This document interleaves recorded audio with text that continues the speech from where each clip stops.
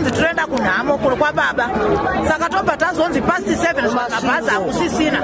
Saka tikahanzei kumasanction, tikatirega itiende kumasanction ndokoti tazvikuitwa nevamwe. Iri kumasvingo wamunangagwa, hanzi muzukuru wamunangagwa. Saka zvinodai vatipawo kana chikafu zvazvo. Kunoku kwacho zviri kunzi chikafu chiri kuno ndechevanhu vekuno. Isisu hakuna chedu kana matichetu ari kuda hakuna zvedu. Matendi 2 ari apa hana chikafu ari kuviga imomo. Saka isi tinomwa mapirisi toitawo sei manje. Dai baba ari padhuze pamba taenda.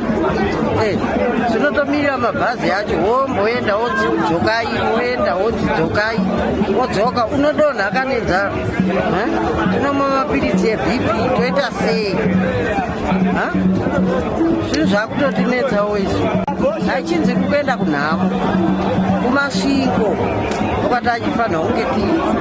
Saka ubva tanzi chikwirai mabhazi muende kupi kumasanction. Apa tamuka na4 hatina kana chatabata kana chatadya hapana.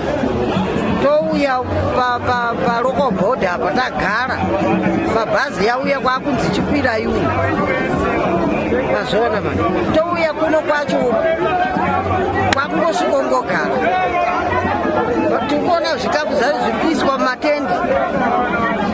Kochiti paiwo kana mvura yekumwawo raiti. Tonyimana tega tega kuti kana uori hwacho ndazvitadzawo.